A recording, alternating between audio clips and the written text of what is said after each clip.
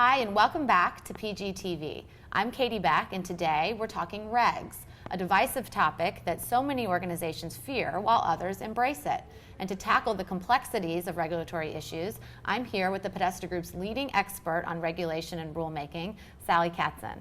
Sally served for 8 years in the Clinton administration, where, among other posts, she was the Deputy Director for Management at the Office of Management and Budget and served as the President's Senior Advisor for Regulations and Rulemaking process.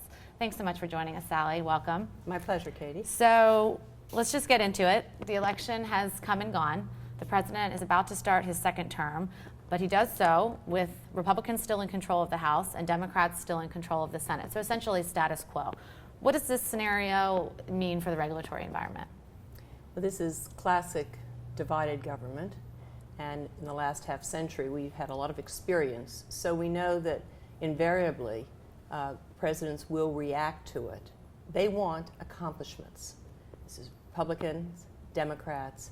Presidents want accomplishments, and the most visible accomplishment is legislation. But with divided government, the prospects for getting his agenda through Capitol Hill is very small, and so he's going to look to the executive branch, and instead of legislative, he's going to think about administrative, and that means regulatory activity.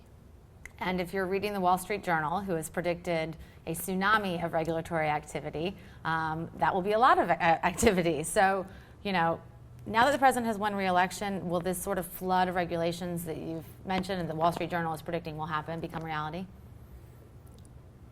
It's been 5 or 6 weeks since the election, and we have not seen a tsunami of regulations. There have been some significant regulatory activity, and we can expect it to continue or even increase as the term progresses. There are a lot of conflicting pressures at play. On the one hand, you have pent-up demand. There are a number of constituents of the president who claim credit for his re-election, the environmentalists, public safety advocates, who believe that having helped him be re-elected, their agenda should prevail. And so they're looking for regulatory activity to achieve their objectives. You also have the prospect of turnover at the cabinet and at the assistant secretary level. And as these people are thinking about leaving town, they like to leave their legacies intact. And so it's expected, I think, that some of them will press heavily to have their regulations that they've worked on for the last couple of years and were sort of held up pending the election go through. On the other hand, the president is acutely aware that the recovery is very fragile and does not want to be responsible for imposing on the economy burdens or costs where the benefits are not justified. And so my understanding is that he has taken the position that regulatory activity should be thoughtful, sensible, and carefully done. There's also the legitimate fear that if there is a lot of regulatory activity, that it will inflame the passions, the partisan passions of the opposition party. And that's not something that the president really wants to bring about at this point. And so you mentioned pent-up demand. I mean, do you have a handle on some of that demand, and what does that look like? Starting around June or July, we saw a slowdown in regulatory activity.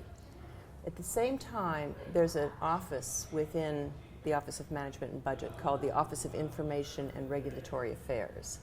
It's a not very well known, but quite significant office. I was the head of that for 5 years. And all significant regulations that are issued by executive branch agencies go through OIRA, and significant regulations are those that have an annual impact on the economy of $100 million or more, or material effect on the budget, or inconsistencies among agencies, or novel legal policy questions.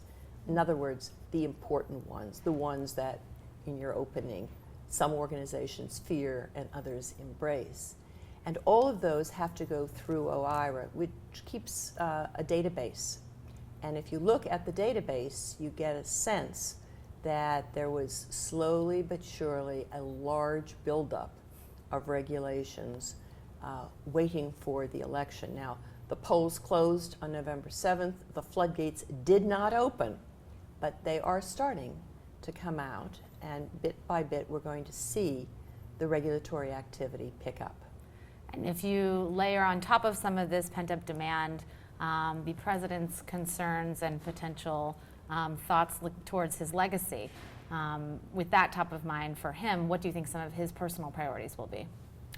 Well, we've already seen some of the first regulations that came out were implementing the Affordable Care Act. I mean, that is his number one priority, was the health care reform. And so the regulations that implement that put the flesh on the bones, those will be forthcoming. I think the other type of regulations you're going to see a lot of are in the financial services sector. We heard a lot about Dodd-Frank and how important it is during the campaign, and this is also part of his legacy, if you will. He mentioned that he's interested in comprehensive immigration legislation. If that occurs, that too will need to be implemented through regulations, and so we can expect to see a significant amount of regulatory activity there. And there's the perennial environmental and energy regulations. It's mentioned from time to time by everyone who thinks about regulations, because EPA regulates economy-wide and therefore brings out the best or worst in just about everybody. So you mentioned the EPA. Among conservatives and Republicans, the EPA has become sort of one of the dirtiest words in the corporate language.